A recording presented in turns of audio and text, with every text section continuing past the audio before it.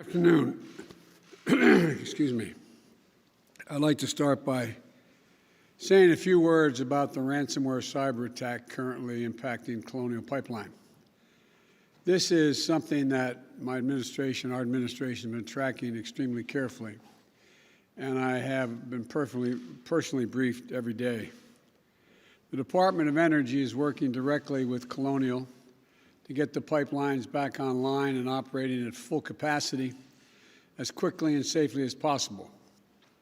The FBI also is engaged to assess and address this attack. The agencies across the government have acted quickly to mitigate any impact on our fuel supply. And over the weekend, at my direction, the Department of Transportation issued an emergency order to loosen restrictions on truck drivers in order to allow more fuel to be transported by a tanker. We're prepared to take additional steps depending on how quickly the company is able to bring its pipeline back to full operational capacity. The Federal Bureau of Investigation has determined Colonial's network was infected by ransomware, and it's a criminal act, obviously. FBI released details of the attack so others can take steps to prevent being infected. My administration takes this very seriously. We have efforts underway with the FBI and DOJ, Department of Justice, to disrupt and prosecute ransomware criminals. And my administration will be pursuing a global effort of ransomware attacks by transnational criminals who often use global money laundering networks to carry them out. My administration is also committed to safeguarding our critical infrastructure, much of which is privately owned and managed like Colonial. Private entities are making their own determination on cybersecurity, so to jumpstart greater private sector investment in cybersecurity, we launched a new public-private initiative in April. It begins with a 100-day sprint to improve cybersecurity in the electric sector. And we'll follow that with similar initiatives in natural gas pipelines, water, and other sectors. In addition to companies stepping up, we need to invest to safeguard our critical infrastructure. That's one of the many things my American Jobs Plan is designed to do. I also want to update the people on the progress that we've made in our recovery and the next steps that we're going to be taking. As we learned Friday, the economy created 266,000 jobs in April. In fact, altogether, since the time we took office, we've created more than 1.5 million jobs in the country. It's the most jobs created in the first 100 days of any president on record, more than 3 times the solid job creation that President Carter saw in his first 100 days, and more than 6 times what President Reagan saw. In the 3 months before I got here, our country was creating roughly 60,000 jobs a month. In the 3 months since we've gotten here, we've been creating on average 500,000 jobs per month. In the first quarter, our economy grew at 6.4% rate, outpacing the growth we're seeing from our friends in the Eurozone. Because of the American Rescue Plan, forecasters are projecting we'll see the fastest economic growth in nearly 40 years in the months to come. We're moving in the right direction. So let's be clear. Our economic plan is working. I never said, and no serious analyst ever suggested, that climbing out of the deep, deep hole our economy was in would be simple, easy, immediate, or perfectly steady. Remember, 22 million Americans lost their jobs in this pandemic. So, some months will exceed expectations, others will fall short. The question is, what is the trend line? Are we headed in the right direction? Are we taking the right steps to keep it going? And the answer clearly is yes. I also want to offer a bit more detail on the month's jobs numbers in particular. These monthly reports are a snapshot, as you all know. They take 1 week, a moment in time. Since this snapshot was taken around the week of April the 12th, since then, COVID-19 counts are down by more than 40% since then, and vaccination rates among working-age Americans has roughly doubled since then. This survey was taken before every adult was eligible to be vaccinated. So back then, 18% of working-age adults were fully vaccinated. Today, if it were taken, 34% are fully vaccinated. No wonder things in America feel better today than they did back when the survey was taken. With that context, here are the steps we're going to be taking to maintain our progress. First, today we're opening a portal for state and local governments to apply for the first funds from the American Rescue Plan. Because states and local governments have to balance their budgets, a lot of them had to lay off employees when the economy, state employees and local employees, when the economy slowed and tax revenues fell. We're talking about 1.3 million state and local employees out of work. Now the money we're going to be distributing now, is going to make it possible for an awful lot of educators, first responders, sanitation workers to go back to work. Second, this is a year-long program. Second, we're delivering assistance to tens of thousands of restaurants and bars across the country. Today, we're sending out the first relief checks to 16,000 hard-hit restaurants with help for many more to follow. A lot more people are going to be employed. Third, the employers bring back laid-off workers.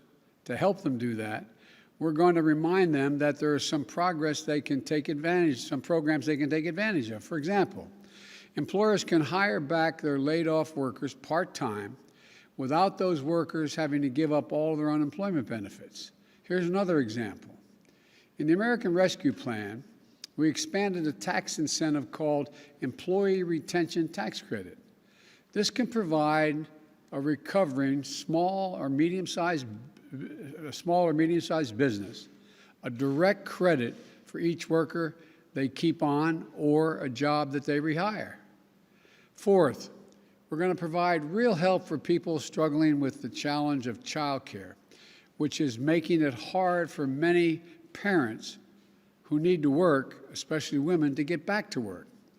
During this crisis, thousands of child care providers and centers were forced to close because they couldn't make ends meet with fewer students and higher costs to keep them safe. As a result, parents lost the support system they depended on for child care, and tens of thousands of child care workers lost their jobs. In fact, there are 150,000 fewer child care jobs now than there were pre-pandemic. The American Rescue Plan has already allocated funds to states to address the immediate challenge to our economy and of too few child care operations. This is the largest investment in child care since World War II.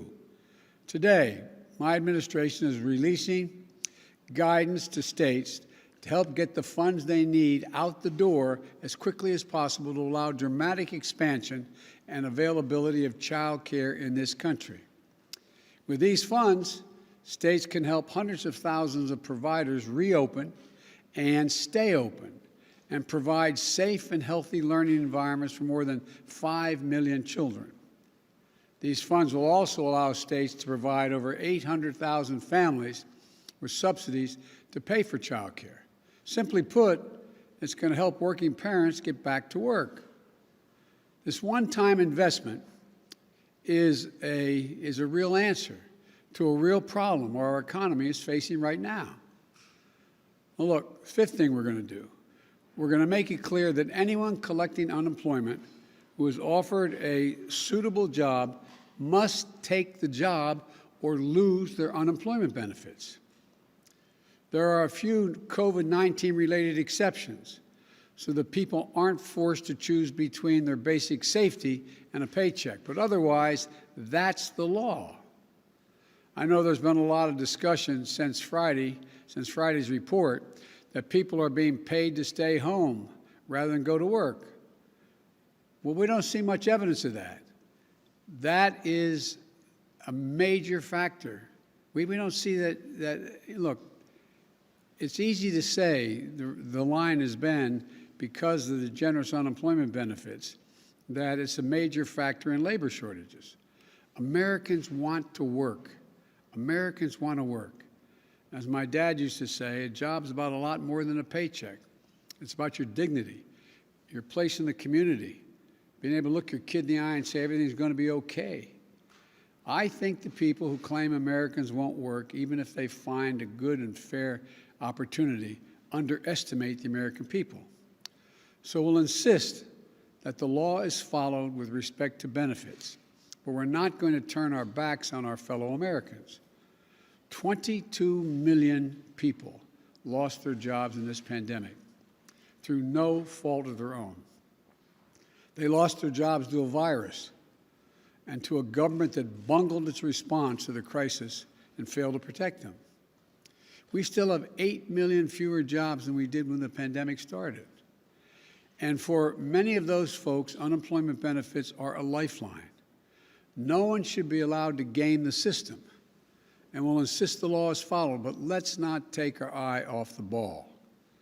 Families who are just trying to put food on the table, keep a roof over their head, they aren't the problem. We need to stay focused on the real problems in front of us, beating this pandemic and creating jobs. Again, the law is clear. If you're receiving unemployment benefits and you're offered a suitable job, you can't refuse that job and just keep getting the unemployment benefits. We're also working to overcome all the barriers that may be making it harder for people to get back to work. Child care, getting vaccinated, getting schools open. We're making progress in all these things. And we need others to step up and play a role as well. For example, we need employers to step up in a couple of ways. First, we need them to get help to their people and get them vaccinated.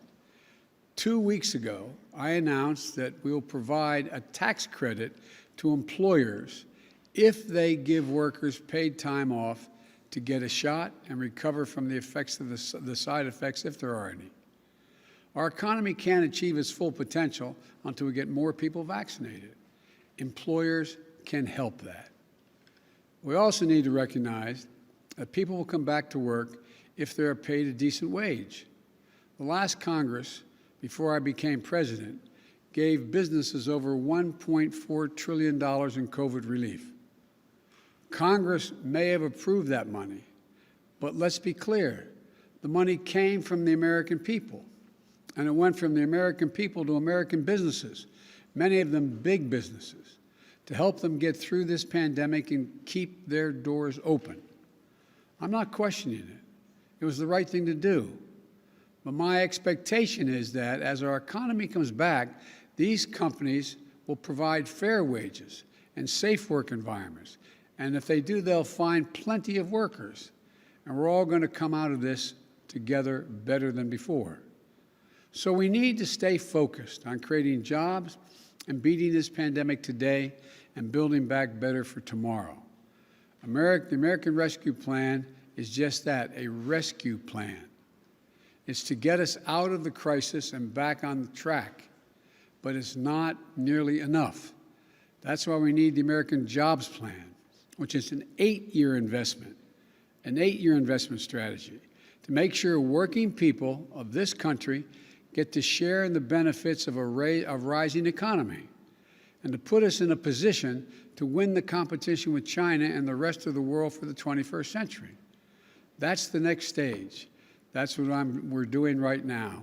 We're working to get that passed. I want to thank you all, and may God protect our troops. Thank you. Mr. President, if you can't protect critical infrastructure from a criminal actor, how can you possibly protect it from a state actor? We can do both, and we will. Do you think Russia is involved at all implicitly with that attack? I'm going to be meeting with President Putin, and so far there is no evidence based on from our intelligence people that Russia is involved, although there is evidence that the actor's ransomware is in Russia. they have some responsibility to deal with this. Thank you. Decide